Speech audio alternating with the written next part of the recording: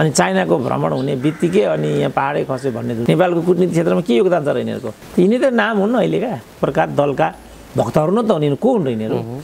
नेताका खड्गोलीको भक्ति नगरिकन सानो एउटा पिउनको जागिर पनि पाए, त्यो कुरा त क्लियर छ नि। तर भक्त पनि योग्य छान्ने चाहिँ राजाहरूको यो थियो। विदेश र कूटनीतिलाई चाहिँ विकसित गर्नुपर्छ भन्ने चेतना पनि यिनीहरूमा छैन जस्तो मलाई चाहिँ लागिराखेको छ। सायद कूटनीतिज्ञ चाहिँ एकजना पनि छैन होला, I am sure of that, छैन। नो, जे गरे नि हुन्छ, कसैले केही गरे पनि, अहिले ज्यान मारे पनि, स्वानी मारे पनि, केही दण्ड, केही लोकालमा माओवादीको जुन बमण्डर हो त्यो जम्मै भारत बेस भएर भयो। अनि चाइनाबाट आएको, टिबेटबाट आएको हो। चाइनाले त यतातिर फर्केर हेर्न पनि दिँदैन, सबै बेतुका कुरा हो। नेपालले चाहिँ भारतको संवेदनशीलतालाई उपेक्षा गरिरहेको भन्ने रूपमा व्याख्या गरिरहेको छ। कसरी उपेक्षा हुन्छ? एउटा सार्वभौम सत्ता सम्पन्न मुलुक, भविष्यको द्वन्द्वको केन्द्रबिन्दु चाहिँ एसिया हुन्छ। उनीहरू यही राडरबाट बाँकी दुनियाँलाई हेर्छन्। तिमीहरूले हामीभन्दा अन्त हेरिरहने आवश्यकै छैन भनेको, त्यसैलाई उनीहरूले विशेष सम्बन्ध भनेको। यसरी पाहुनाहरू आउँदैमा अब नेपाल त्यसैको भइहाल्यो भनेर सोच्ने चाहिँ मलाई लाग्छ अतिवादी चिन्तन हो। हामी त्यसबाट चाहिँ मुक्त हुनुपर्छ, त्यसै सोच्नु हुँदैन। अधिकृतहरूको वैवाहिक सम्बन्ध कहाँ नेपालभित्र हुन्छ? हुँदैन नि। त्यस कारणले रोटीबेटी मधेस पहाड भन्ने कुरा केही होइन। यो आफू मात्रै राजनीतिज्ञ यस्तो ठान्छन् यिनीहरू। बाबुराम र प्रचण्डहरू त शालिग तोडेरै हिँड्ने भए। नेकपाको विवादलाई हेरेर यी भूतहरू सल्भलाए भन्ने टाइपको उनीहरू भूत ठान्छन् यिनीहरूलाई। भारतीय विदेश सचिव भनेको त मामुली कुरा त होइन। जुन बेला नेपाली जातिले इतिहास लेख्न त के पढ्न पनि जानेको थिएन। सायद राजाहरूले तपाईँ भनेर सम्बोधन गरेको नेपालमा एकजना मान्छे मात्रै यदुनाथ खनाल होला। दुधकार्ने नै भए। काँचाको जसलाई मन पर्यो त्यसलाई टिपेर रातुत बनाइदिने। अब त्यसै पनि किनबेच गर्न पाइन्छ। अहिले गोर्खालीहरूलाई चाहिँ देहरादुनका इन्डियनहरू उच्च मूल्याङ्कन गर्दा छन्। आदरणीय दर्शक श्रोता, पछिल्लो विकसित घटनाक्रममाथि केन्द्रित रहेर कुराकानी गर्नका निम्ति राजनीतिक विश्लेषक प्राध्यापक डाक्टर सुरेन्द्र केसी हामीसँग हुनुहुन्छ। डाक्टर साहब, स्वागत छ यहाँलाई। ल, हस्, धन्यवाद। भारतीय विदेश सचिव आउनुभयो, भेटघाट गर्नुभयो र फर्किनुभयो। समग्रमा उहाँले के सन्देश छोड्नुभयो? तपाईँले त्यो भ्रमणलाई कसरी हेर्नुभयो डाक्टर साहब? अब त्यो चाहिँ प्राज्ञिक दृष्टिकोणले हेर्दाखेरि अर्थपूर्ण हो कि र भारत र नेपालको बिचमा जे सम्बन्धका दरारहरू थिए ती दरारहरूमा अलिकति सफ्टनेस आएको हो कि भने जस्तो देखिन्छ आवरणमा हेर्दा। तर अब चाइनिज रक्षा मन्त्रीको पनि परराष्ट्र मन्त्री पनि सँगसँगै आउने भन्ने कुरा छ र यो कुरालाई चाहिँ त्यहाँको कूटनीतिक वृत्तले त्यति राम्रो मानिराखेको छैन। त्यसले गर्दाखेरि यो सम्बन्धमा जुन किसिमको दरार थियो त्यो दरार चाहिँ हटेको र सुचारू भएको, तर त्यसको अन्तर्यमा रहेका कुराहरू अझै बुझ्न बाँकी रहेको घटनाको रूपमा यसलाई हामीले हेर्नु उचित हुन्छ होला। किनभने अब लामो समयदेखि त बोलचालै थिएन। लिम्पियाधुराले सम्बन्धमा तिक्तताहरू पनि भएका थिए। अब फेरि के हुने हो, नाकाबन्दी हुने हो कि भन्ने त्रास पनि हामीलाई परिराखेको थियो। अब यस लगत्तै हाम्रो परराष्ट्र मन्त्री त्यहाँ जाने र परराष्ट्र मन्त्री स्तरमा कुराकानी हुने भन्ने पनि सुनिएको छ। त्यसले गर्दा यसलाई सकारात्मक एउटा परिघटनाको रूपमा लिइराख्नु मलाई लाग्छ प्रारम्भिक चरणको सबभन्दा उपयुक्त टिप्पणी हुन्छ होला। गोर्खामा गएर पृथ्वीनारायण शाहको विषयमा जुन चर्चा गरे विदेश सचिवले, त्यसलाई निकै अर्थपूर्ण रूपमा व्याख्या गर्न खोजे मानिसहरूले। त्यो अर्थपूर्ण नै देख्नुभयो तपाईँले? त्यो अर्थपूर्ण हुन पनि सक्छ, तर यहाँका मान्छेलाई गोर्खा साम्राज्य थियो, गोर्खाले साम्राज्य विस्तार गर्यो, हाम्रो देश खाइदियो, काठमाडौँ खाइदियो, मधेस खाइदियो, हामीलाई सिद्ध्यायो भन्ने जुन दृष्टिकोण यहाँको कतिपय मान्छेले ओकल्ने गरेको पाइन्थ्यो, तिनीहरूको लागि चाहिँ यो राम्रो पाठ भएको होला भने जस्तो मलाई लाग्छ। किनभने संवेदनशील भारतीय बौद्धिकहरूले त्यो बेला अङ्ग्रेज साम्राज्यको विरुद्धमा नेपालले कस्तो पहल कदमी लिन खोजेको थियो र भारतीय रजौटाहरूको असहयोगले गर्दाखेरि, चाइनाको समेत असहयोगले गर्दाखेरि कसरी नेपाल एक्लिन गयो र साम्राज्यवादी ब्रिटिसले कसरी नेपाललाई तहस नहस बनायो भन्ने कुरा पढ्ने एउटा सचेत पाठकले त, इतिहासको अध्येताले त यो कुरा पक्कै पनि बुझेको हुन्छ। त्यसको सापेक्षतामा मात्रै पनि विदेश सचिवले पृथ्वीनारायण शाहको नाम लिएको हुनसक्छ। सँगसँगै सङ्केतात्मक रूपमा पनि कुनै एउटा परिघटनालाई दिमागमा राखेर पनि, किनभने भारतीय विदेश सचिव भनेको त मामुली कुरा त होइन, एउटा ठुलो शक्तिको प्रतिबिम्ब हो भारतीय विदेश सचिव भनेको चाहिँ। त्यसमा पनि जस्तो रक्षा सचिव भयो, विदेश सचिव भयो, अर्थ सचिव भयो, तिनीहरूले चाहिँ त्यहाँको साउथ ब्लकको वास्तविक शक्ति र नीतिलाई चाहिँ ग्रहण गरेका हुन्छन्। त्यसकारण त्यस्तो शक्तिशाली अधिकारीले भनेको कुरामा अर्थ छैन होला, दूरगामी महत्त्वको छैन होला भन्नु चाहिँ अन्डरमाइन हुन्छ। तर अब ठ्याक्कै उनले, किनभने उनी नेपाली मूलको सन्तान पनि रहेछन्, बा त्यो नेपालीपन पनि त्यहाँ झझल्क्यो किन नेपाली मूलकी बस्नेत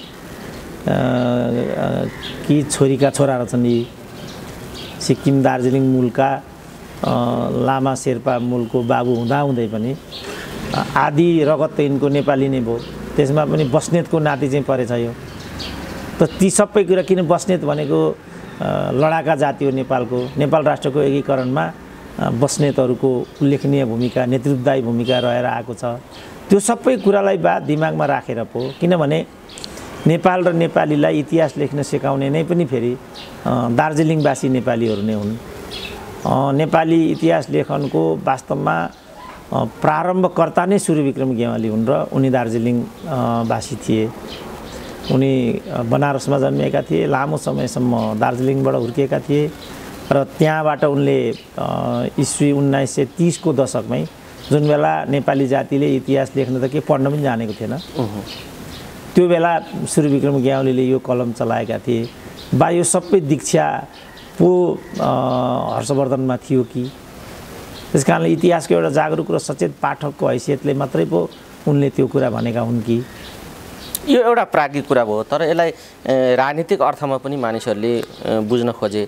त्यतापट्टिको कुरा चाहिँ कतिको हुनसक्छ, जस्तो राजनीतिक सन्देश चाहिँ कतिको हुनसक्छ त्यहाँको अभिव्यक्ति भन्ने विषय पनि एकदम हुनसक्छ। किनभने जस्तो डाक्टर साहबले प्राज्ञिक ढङ्गले यसको चिरफार गर्नुभयो, यो भ्रमणको एउटा सन्दर्भलाई त्यहाँ जोड्नुभयो, यसको राजनीतिक पाटो के हुनसक्छ भन्ने पनि चर्चा उठेको छ नि त डाक्टर साहब। होइन, त्यो सङ्केत हुनसक्छ, किनभने यिनीहरू त के चाहन्छन् भने राजा, राजपरिवार इत्यादिसँग चाहिँ सङ्गतै नगरोस्, भेटघाटै नगरून्, अझ भेट्नै नदिने, पछि लागेर भए पनि भेट्न नदिने।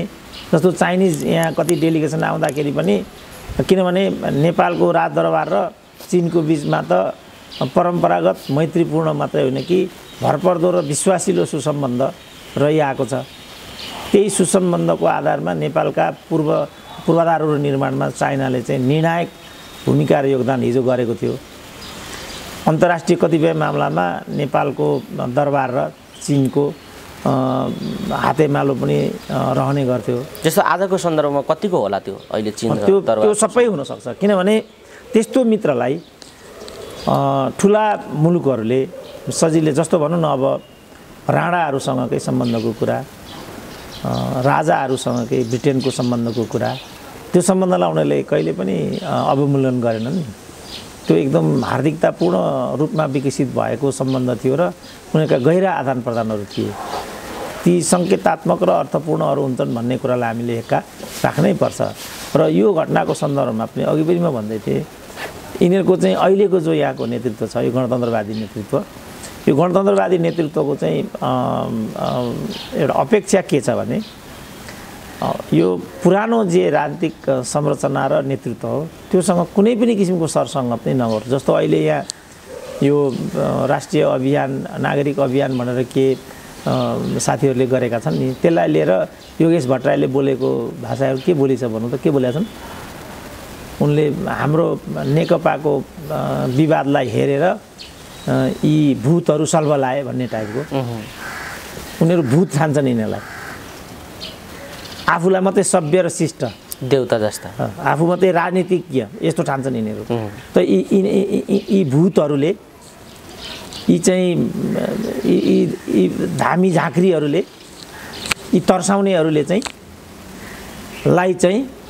पाहुनाहरूले, विदेशी मित्र राष्ट्रहरूले, त्यसमा पनि विशिष्ट तहमा आएका नेतृत्वदायी तबकाले त हेर्दै नहेरुन्, भेट्दै नभेटुन् भन्ने खालको यिनीहरूको अपेक्षा हुन्छ। त्यो अपेक्षाका बिचमा श्रृङ्खलाले चाहिँ पृथ्वीनारायण शाहकै नाम लिइदिएका छन्। यो मैले देख्दा अर्थपूर्ण सङ्केतात्मक र दूरगामी महत्त्वको चाहिँ यो त्यसै लिएको छैन उनले, किनभने यहाँको एउटा तबकाले पृथ्वीनारायण शाहलाई साम्राज्यवादी भन्छ, अर्को तबकाले हाम्रो राज्य यो खाइदिने चाहिँ साम्राज्यवादी शक्ति हो भन्ने रूपमा व्याख्या गरिराखेको छ। अब मोहनचन्द्र अधिकारीले नै पृथ्वीनारायण शाहको अभियानलाई खुनी हमला हो भनिराखेका छन्। बाबुराम र प्रचण्डहरू त शालिग तोडेरै हिँड्ने भए, धुत्कार्ने नै भए। त्यस्तोलाई अनि भारतको विदेश सचिव स्तरको व्यक्तिले यो पावन भूमिमा आएर मैले धन्य आफूलाई ठान्नु गौरव अनुभूति गर्नु भनेको त सोझै यिनीहरूको अपेक्षा, यिनीहरूको बुझाइ, यिनीहरूको दृष्टिकोणलाई त वज्रमुक्का भयो नि त। त्यो पनि भयो एउटा कुरा। अर्को कुरा, भारत चाहिँ नेपालको राष्ट्रिय स्वाधीनताको सधैँ कदर गर्छ भन्ने एउटा राष्ट्रिय विभूति, राष्ट्रिय एकताका प्रतीक एउटा भूमिमा पुगेर उहाँले त्यो अभिव्यक्ति दिनु, त्यो पनि एउटा सन्देश होला। त्यता कूटनीतिक रूपमा अर्को पनि पाटोहरू हुन सक्छन् र समग्रमा राजनीतिक एउटा सन्देश पनि हुनसक्छ भन्ने डाक्टर साहबले राख्नुभयो। यही सन्दर्भमा चीनका रक्षा मन्त्री र परराष्ट्र मन्त्रीको पनि भ्रमण गर्ने भन्ने विषय जो आइराखेको छ, यसले के सङ्केत गर्छ डाक्टर साहब? यो सँगसँगै यो भइराखेको छ, के हो यो भन्ने जिज्ञासा आम रूपमा आइराखेको छ, तपाईँलाई के लाग्छ?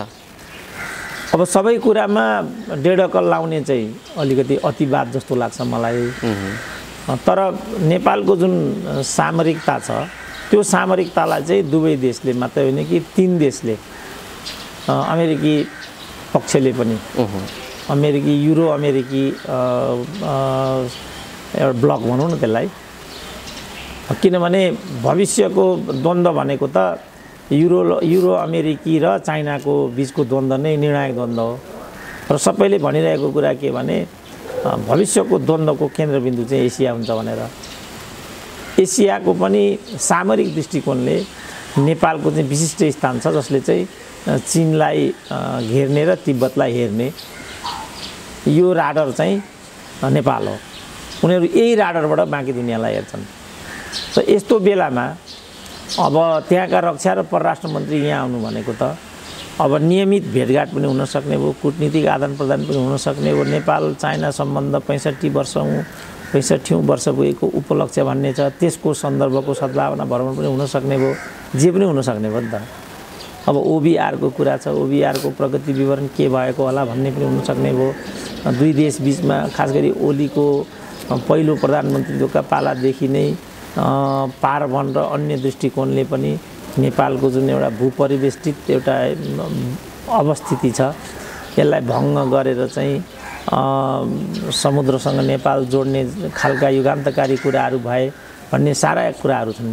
यो सन्दर्भमा चाहिँ अब भारतबाट चाहिँ पटक पटक विदेश मन्त्री आउनुहुने, विदेश सचिव आउनुहुने, अरू भ्रमणका आदान प्रदानहरू भइरहने, अनि चाइनाको भ्रमण हुने बित्तिकै अनि यहाँ पाहाडै खस्यो भन्ने जुन सोचाइ छ, त्यो बेला महेन्द्रका पालामा पनि महेन्द्र 1963 भारतको भ्रमण गएको थिए, यही प्रश्न गरे त्यहाँ पनि। यो कोदारी राजमार्ग खोलिरहेको थियो उनले। उनीहरूको चाहना चाहिँ के थियो भने हामी इन्डिया लक्ड भएर चाहिँ बस्नुपर्छ। इन्डियनहरूको अहिले पनि इन्डियन शासकको धारणा त्यही हो। अन्य मुलुकसँग कुनै पनि किसिमको संसर्ग गर्नु हुँदैन, पहुँच बनाउनु हुँदैन, किनभने नेपाल र भारतको बिचमा विशेष सम्बन्ध छ। विशेष सम्बन्ध उनीहरूले भनेकै यही हो। विशेष सम्बन्ध भनेको तिमीहरू हाम्रो मुठीका हो भनेको हो विशेष सम्बन्ध भनेको चाहिँ। अब सांस्कृतिक धार्मिक दृष्टिकोणले हामी एकअर्कासँग एकै खालका भएको हुनाले विशेष सम्बन्ध भन्ने व्याख्या पनि गर्छन्, त्यो होइन। हाम्रो किनभने भारतीय संस्कृतिसँग मिल्दोजुल्दो संस्कृति मात्रै नेपाल र नेपालीको छैन। जस्तो उत्तरतर्फका नेपालीहरूको संस्कार संस्कृति चालचलन वैवाहिक आदान प्रदान उत्तरतिर मिल्छ, तिब्बतसँग मिल्छ, दार्जिलिङसँग मिल्छ, सिक्किमसँग मिल्छ, वैवाहिक सम्बन्ध हुन्छ, आदान प्रदान हुन्छन्। भारतसँग मात्रै हुन्छन् भन्ने होइन नि। दक्षिणवर्तीको भारततर्फ हुन्छ, उत्तरवर्तीको चाहिँ उत्तरतर्फ हुन्छ। त्यस कारणले विशेष सम्बन्ध भन्ने कुरा प्रासङ्गिक छैन, वास्तविकतासँग पनि त्यो मेल खाँदैन। विशेष सम्बन्ध उनीहरूले भनेको चाहिँ के भने आर्थिक दृष्टिकोणले, अन्य दृष्टिकोणले तिमीहरू चाहिँ हामीसँग नै निर्भर भएको हुनाले तिमीहरूले हामीभन्दा अन्त हेरिरहने आवश्यकै छैन भनेको, त्यसैलाई उनीहरूले विशेष सम्बन्ध भनेको। जस्तो अहिले जुन रक्षा मन्त्रीहरू आउने सन्दर्भमा अस्ति पनि हामीले कुरा गऱ्यौँ, रञ्जित रेले चाहिँ नेपालले चाहिँ भारतको संवेदनशीलतालाई उपेक्षा गरिरहेको भन्ने रूपमा व्याख्या गरिरहेको छ। कसरी उपेक्षा हुन्छ? एउटा सार्वभौम सत्ता सम्पन्न मुलुक, यहाँ चाहिँ मित्र राष्ट्र, अनेक मित्र राष्ट्रका पाहुनाहरू यहाँ आउँछन् भने अर्काको संवेदनशीलतालाई इग्नोर गरेको भन्ने अर्थ नै लाग्दैन। तर भारतको बुझाइ चाहिँ त्यो छ, केही पनि गर्दाखेरि उनीहरू त्यो नेपालले मन परी गरेको र भारतको संवेदनशीलतालाई चाहिँ उपेक्षा गरेको रूपमा उनीहरूको मनोविज्ञान चाहिँ यो छ। शासकहरूको पनि यही छ र त्यहाँको राजनीतिक दलका नीति निर्माताहरूको दिमागमा पनि यही कुरा परिराखेको छ। जनतामा फेरि यो छैन, किनभने जनस्तरको सम्बन्ध छ हाम्रो। उत्तरतिर पनि जनस्तरको सम्बन्ध छ, दक्षिणतिर पनि जनस्तरको, रोटी बेटी भन्छन् नि यिनीहरू, वैवाहिक सम्बन्ध। अब यो त यिनीहरूले अलिकति ठिकसँग हामीले व्याख्या पनि गर्न नसकेको हो। तराईको मात्रै रोटी बेटी यस्तो कुरा होइन, त्रिभुवनका पालासम्म त नेपालका राजा महाराजाहरूको विवाह नै नेपालभित्र हुँदैन थियो नि त। उही दुलै खोज्न गइन्थ्यो अनि मगाएर लिएर आइन्थ्यो। राणा परिवारको पनि अधिकांशको विवाह उतै हुन्थ्यो, सबैको उतै हुन्थ्यो। अब यी कर्णसिंह भन्ने जुन 2063 साल वैशाखमा यहाँ दलसँग बीच बचाउ गर्न आइराखेका थिए, उनी कुन चाहिँ मोहन शमशेर कि कुन चाहिँको ज्वाइँ भनि नै राखेछ। हाम्रो पशुपति शमशेरको चाहिँ माधवराव सिन्धियाकी बहिनी जिउँदै नि। सबै वैवाहिक सम्बन्ध उतै त हो नि हाम्रो। ठुल्ठुला अहिले पनि ठुल्ठुला अधिकृतका सेनाका इत्यादिका अधिकृतहरूको वैवाहिक सम्बन्ध उतै हुन्छ र उनीहरूले त्यसमा ठुलो गौरव गर्छन्। राणाहरूको त अधिकांशकै उतै नै हुन्छ, मैले भनि नै हालेँ। साथै अरूले पनि त्यो सिको गर्न थालिसकेका छन्। ठुल्ठुला चाहिँ सेनाका अधिकृतहरूको वैवाहिक सम्बन्ध कहाँ नेपालभित्र हुन्छ? हुँदैन नि। त्यस कारणले रोटी बेटी मधेस पहाड भन्ने कुरा केही होइन। यो समग्रमै नेपाल र नेपालीको, भारत र भारतीयहरूसँग परम्पराकालदेखि नै वैवाहिक सम्बन्ध भइआएको, विभिन्न किसिमका जाति समूहहरू आउने जाने प्रक्रिया कसरी के भयो भन्नेमा पनि डिबेट गर्छन्, तर त्यसमा फेरि जाउँला, अहिले त्यो समय उपयुक्त छैन। त त्यही सन्दर्भमा चाहिँ 1963 तिर यो कोदारी राजमार्गको सन्दर्भमा महेन्द्र भारतको भ्रमणमा गइराखेका बेला चाहिँ तिमीले त कोदारी राजमार्ग खोल्यौ, अब नेपालमा त कम्युनिजम आउने जस्तो छ नि, his majesty what do you think भनेर इन्डियन पेपरले सोद्धाखेरि राजा महेन्द्रले कस्तो उत्तर दिएको छ भन्दाखेरि communism won't come through a taxi cab. Communism भन्ने विषय ट्याक्सी चढेर आउने होइन, त्यो तिमीहरूको बुझाइ नै गल्ती छ भनिदिएको छ। त वास्तवमा त्यो देखिन्छ पनि।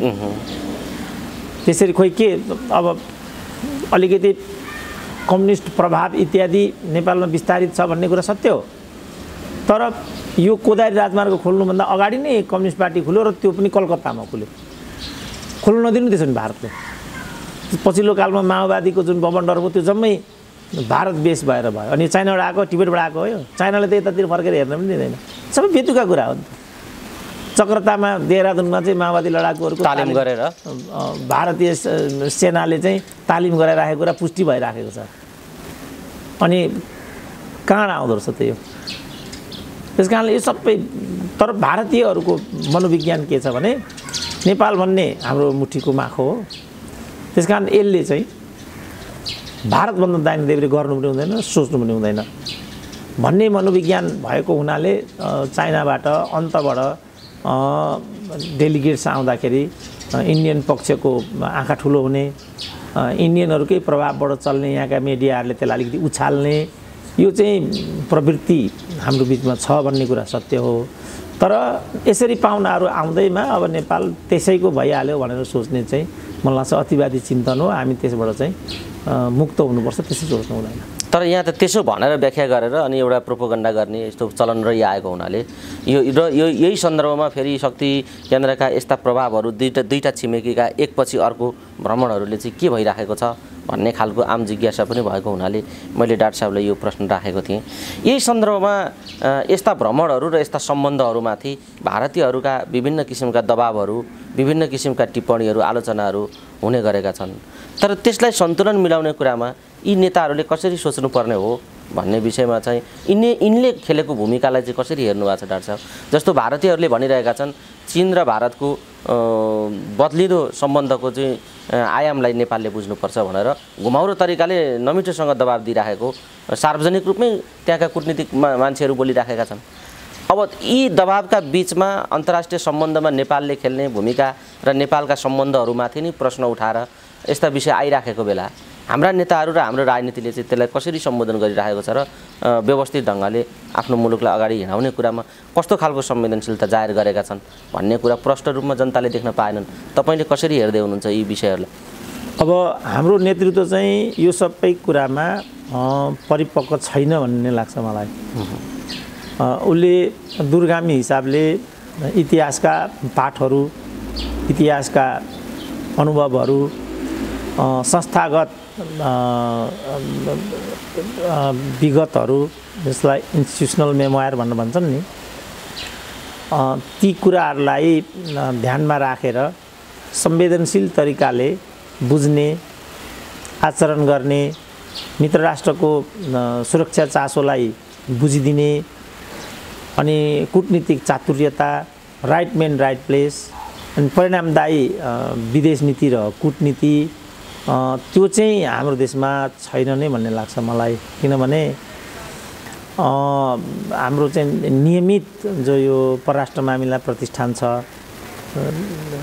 प्राज्ञिक संस्थाहरू छन्, त्रिभुवन विश्वविद्यालय छ, जस्तो राजाका पालामा त्रिभुवन विश्वविद्यालयमा नेपाल र एसियाली अध्ययन केन्द्र भन्ने त्यो अहिले पनि छँदैछ।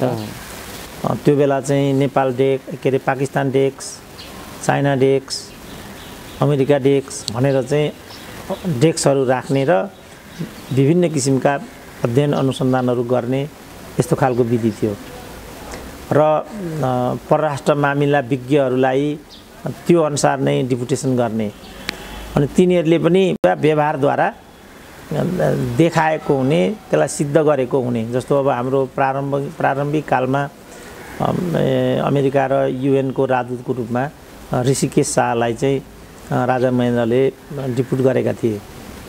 ऋषिकेश शाह भनेको चाहिँ विश्व स्तरका कूटनीतिज्ञ थिए। उनी अब कूटनीतिक रूपमा त अब मेरो पनि जान पहिचान आदान प्रदान त थियो उनको जीवनको उत्तरार्धमा। अब त्यस्तो किसिमको प्रभाव छोड्न सक्ने खालको त उनको व्यक्तित्व मैले अनुभूत गर्दिनँ थिएँ। उमेरको उत्तरार्धको कारणले पनि हो कि के हो थाहा छैन। तर दुईटा कुरा चाहिँ उनको विशिष्ट थियो। एउटा ल्याङ्ग्वेज, अर्को सिर्जना, heroes and builder of Nepal, prospective and retrospective of Nepal's foreign policy, ancient and medieval Nepal, modern Nepal, 5-7वटा किताबहरू त उनको विश्व स्तरका किताबहरू। त्यो मलाई नै पनि कन्ठै पनि छ ती किताबहरूका नामहरू जो मैले उल्लेख गरेँ। त जस्तो निरञ्जन भट्टराईपछि चाइनाका राजदूत भएका थिए। सुरुकालीन चाइनाका राजदूत केशरबहादुर खेसी, उनको एउटा जुडिसियल सिस्टम अफ नेपाल भन्ने यत्रो किताब थियो, कमसेकम 1000 पृष्ठको किताब त त्यो मेरो सङ्ग्रहमा पनि छ।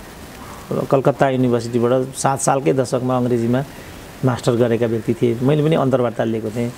80 वर्षको उमेरमा यो कुमारी हलको पछाडिपट्टि उनको घर थियो। त्यो बेला ब्रिलियन्ट मान्छे थियो उनी।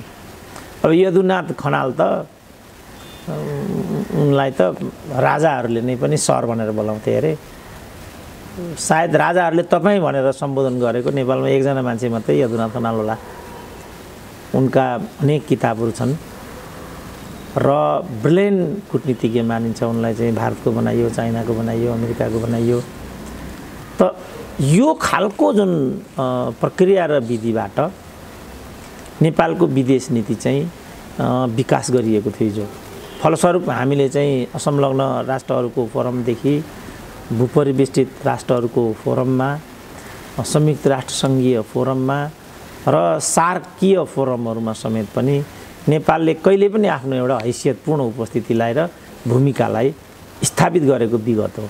त्यो चिज अहिले म कहीँ पनि देख्दिनँ।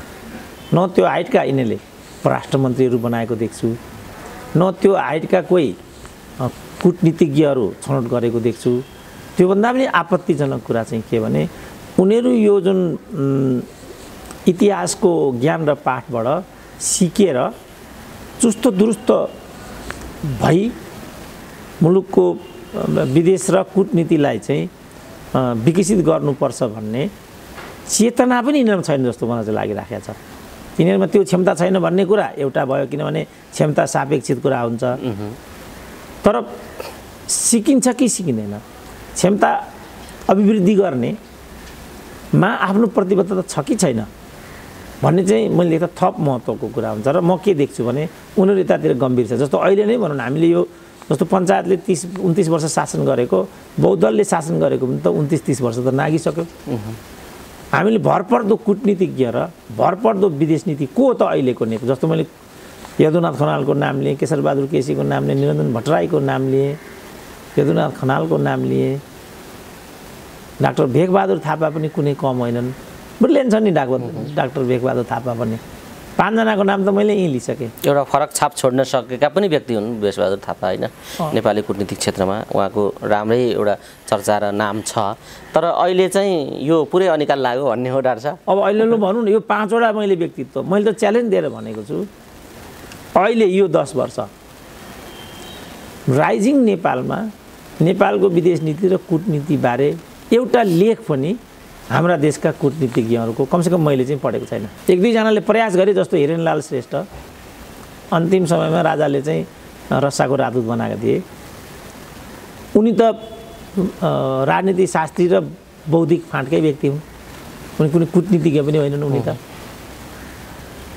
अन्यथा जो 5वटाको मैले नाम लिएँ त्यो काँडको त 1 जना नि मैले देखाएको छैन, छँदै छैन। र मलाई लाग्छ सायद कूटनीतिज्ञ चाहिँ 1 जना पनि छैन होला। I am sure of that, छैन। नो, के भएको हो यो? त्यही हो मैले भन्न खोजेको चाहिँ के भने हाम्रो नेतृत्व अहिले गम्भीर छैन। यो मुलुक पुर्खाहरूले कसरी बनाए, यसलाई कसरी जगेर्ना गर्नुपर्छ र हाम्रो गरिमा र दायित्व के हो, त्यो हाम्रो नेतृत्वसँग छ भने जस्तो मलाई लाग्छ। जस्तो चाइनाकै कुरा गरौँ न, योभन्दा पहिला चाइनामा चाहिँ लीलामणि पौडेल राजदूत थिए। लीलामणि पौडेलको चाहिँ 4-5 महिनाको मात्रै कार्यकाल बाँकी थियो, उनीहरूले थुतेर ल्याए।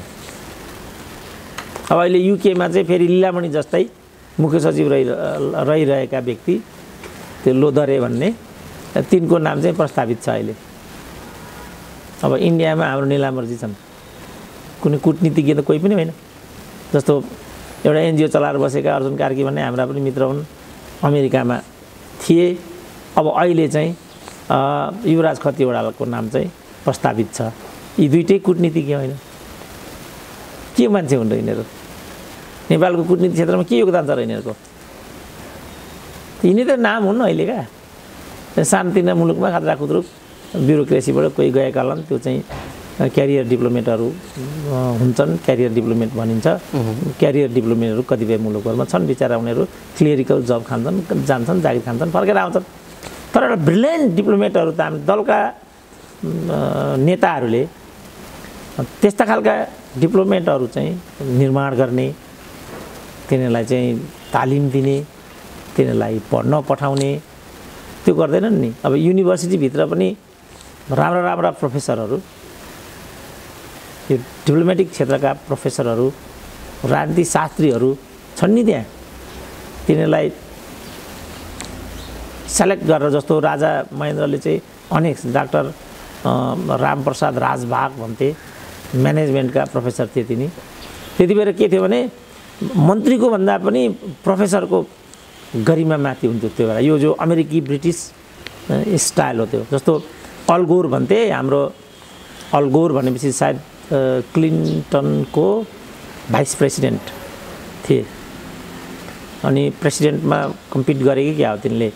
पछि तिनी चाहिँ पराजित भए, तुरुन्त फर्केर चाहिँ युनिभर्सिटीमा लेक्चर गर्न गइहाले। अब अहिलेका पनि युनिभर्सिटीबाटै जस्तो छ अहिलेका इलेक्ट प्रेसिडेन्ट, उनकी दुलै अहिले पनि टिचर रहेछन्। कता हो उनी फर्स्ट लेडी भए पनि जागिर नछोड्ने भनिरहेछन्। हाम्रो यहाँ पनि त्यही थिए।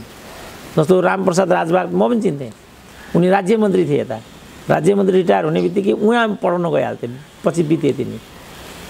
त्यस्ता ठुल्ठुला प्रोफेसरहरूलाई चाहिँ सेलेक्ट गर्ने, उनीहरूलाई चाहिँ ट्रेनिङ दिने, उनीहरूसँग के प्रतिभा छ त्यो प्रतिभालाई देश र जनताको पक्षमा चाहिँ जस्तो भनौँ राजाका सेलेक्सन नै हेरौँ न, सूर्यविक्रम गेवाली हेरौँ, लैनशील बागदेल हेरौँ, अमर गुरुङ हेरौँ, अरुणा लामा हेरौँ, गणेन्द्रबहादुर सिंह हेरौँ, भेगबहादुर थापा पढ्दा पढ्दै अमेरिकाबाट लिएर आएको अन्त। उनीहरू राजाको प्रति भक्तिभाव राख्थे, त्यसमा म डिबेट गर्दिनँ, तर उनको सिर्जना हेरौँ त, उनीहरूको योगदान हेरौँ त। राजाले नै नोमिनेट गरेको हो नि ऋषिकेश शाह, उनको क्रिएसन हेरौँ न उनको। अहिलेका पनि दलप्रति भक्तिभाव नै राख्छन् मान्छेहरूले नै, एक प्रकार दलका भक्तहरू न त उनीहरू को हुन् र यिनीहरू, नेताका खड्गोलीको भक्ति नगरिकन सानो एउटा पिउनको जागिर पनि पाए, त्यो कुरा त क्लियर छ नि। तर भक्त पनि योग्य छान्ने चाहिँ राजाहरूको यो थियो, आफ्ना भक्तलाई नै छान्छ, कसैले आफ्नो भक्त त छान्ने हो नि त। तर उनीहरू ती भक्तको पनि एउटा ल्याकत हेर्थे अनि फेरि जवाफदेहितामा राख्थे। कचाकुचु गऱ्यो भने गजबले भाउ भेट्थ्यो फेरि त्यसले। अब अहिले त जे गरे नि हुन्छ, कसैले केही गरे पनि, अहिले ज्यान मारे पनि, स्वानी मारे पनि केही दण्ड, कोही दण्डको अब ऊ निर्मला पन्तको हामी हेरौँ न। त अहिले र तहिलेमा चाहिँ यो एउटा चाहिँ फरक छ।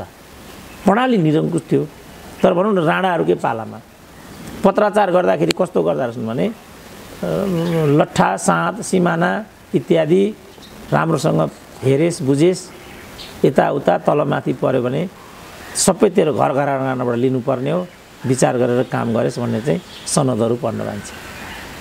त शासकहरू राणाहरू निरङ्कुश थिए, आफू स्वेच्छाचारी थिए, राज्यको सम्पत्ति यताउता पनि गर्थे, तर आम रूपमा चाहिँ त्यस्तो गर्न। हिजो पनि मैले सोसियल मिडियामा एउटा देखिरहेको थिएँ, राणाकालको अभ्यास के रहेछ भने भ्रष्ट र घुसिया परिवारको मान्छेले फेरि जबै नपाउने, जो भ्रष्टाचारी छ घुसिया छ बस त्यसको परिवार दरसन्तान नै गनायो, दरसन्तान नै जागिरबाट वञ्चित, बस वञ्चित भनेपछि त अब प्रश्न अब भने त आफूलाई मान्छेले तलमाथि गरे पनि छोराछोरीको भविष्य त मान्छे आफूभन्दा जिम्मेवारीले सोध्छ नि मान्छे, यो मान्छेको स्वभाव हो नि त।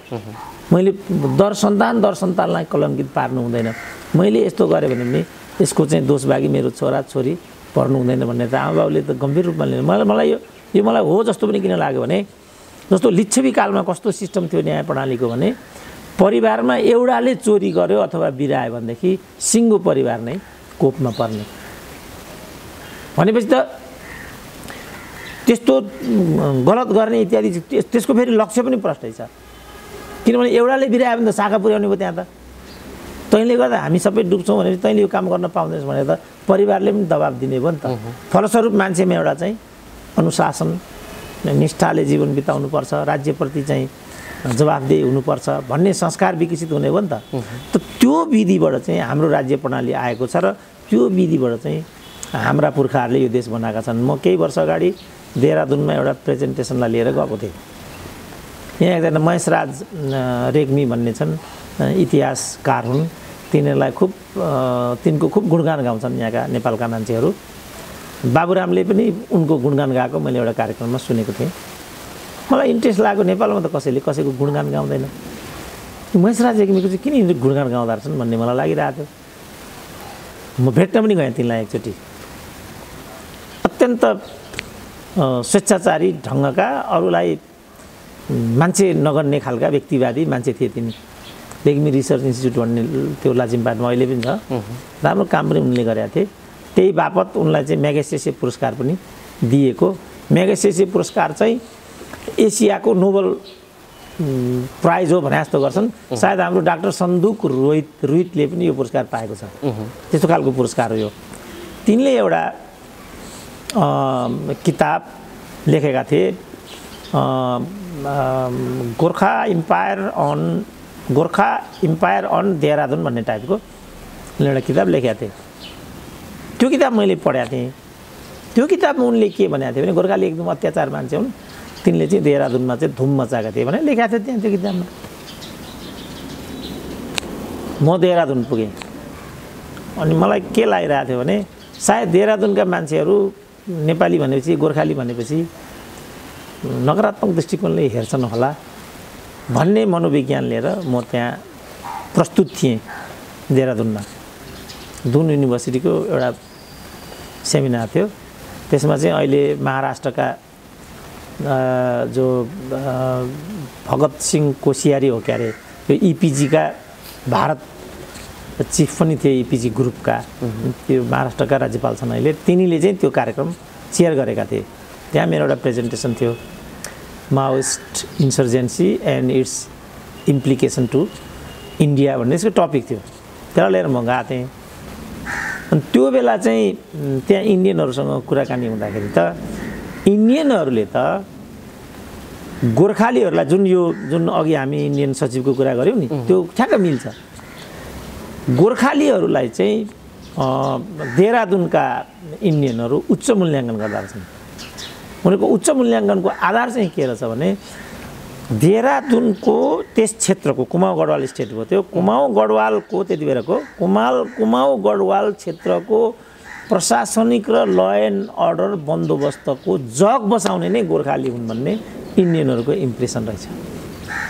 इन्डियनहरू हामीलाई त्यसरी हेर्छन्। यहाँ नेपालका महेशचन्द्र रेग्मीहरू चाहिँ गोर्खालीलाई अत्याचारी हुन् भनेर चाहिँ त्यहाँ प्रस्तुत गर्छन्। त्यसकारणले यो प्राज्ञिक कुरालाई चाहिँ गहिरोसँग बुझ्नुपर्छ। इतिहासमा राम्रा नराम्रा सबै कुराहरू हुन्छन् नि इतिहासमा। जस्तो माओवादीले नै त्यतिको बबन्डर गर्यो, राम्रो मात्रै भएको छ त। त्यहाँ लुटपिट कुटपिट चन्दा फिरौती हत्या हिंसा त त्यहाँ पनि त भएको छ नि त। आपस्तमा पनि त्यस्ता कुराहरू भएका छन्। त्यसलाई लिएर यो माओवादी हो यस्तो भन्दै हिँडेर त ठिक ठाउँमा पुगिँदैन नि त। समष्टिमा विषयलाई चाहिँ हामीले मूल्याङ्कन गर्नुपर्ने हुन्छ। त त्यो विधिबाट इतिहासको चेतना लिने, इतिहासबाट पाठ लिने, पूर्वजहरूका अभ्यासहरू हेर्ने, डकुमेन्टहरू केलाउने, ठुल्ठुला कूटनीतिक पात्रहरूका अनुभवहरूलाई होइन। अहिले एउटा किताब आइराखेको छ, त्यो चाहिँ यही कालका क्यारियर डिप्लोमेट हुन् जापानका जर्मनीका राजदूत डाक्टर मदन भट्टराई भन्ने, परराष्ट्रका पात्र भन्ने एउटा किताब अहिले बजारमा आइराखेको छ। परराष्ट्रका पात्र भनेपछि परराष्ट्र मन्त्रालयमा काम गर्ने अनेक कूटनीतिज्ञहरूका आनीबानीहरू कस्ता थिए, उनीहरूले कसरी चाहिँ कूटनीतिक अभ्यास गरे, कसरी विदेशीहरूसँग डिल गरे, त्यो सबै अनुभवहरू त्यहाँ छन्। त यसरी नै अनेक अनुभवहरू चाहिँ लिने अनि त्यही किसिमले चाहिँ अहिलेको पिँढीलाई चाहिँ दीक्षित गर्ने, कोच गर्ने। यो अभ्यासमा अहिलेको हाम्रो नेतृत्व सर्वथा उदासीन भन्ने मलाई एकदम आला काँचाको जसलाई मन पर्यो त्यसलाई टिपेर राजदूत बनाइदिने। अब त्यसै पनि किनबेच गर्न पाइन्छ अहिले पसलका रूपमा त्यस्तै लगिदिए अवस्थाहरूलाई हेर्ने खालको कुराले समस्या आयो भन्ने डाक्टर साहबले पहिलेदेखि राखिराख्नु भएको छ। समग्रमा कसरी हल गरिराखेका छन् र कस्तो खालको कूटनीतिक बुद्धिमत्ता प्रयोग भइराखेको छ आजको शासकबाट भन्ने विषय आज प्रस्तुत गर्नु अनिवार्य देखिएर मैले डाक्टर साहबलाई यो जिज्ञासा राखेको थिएँ।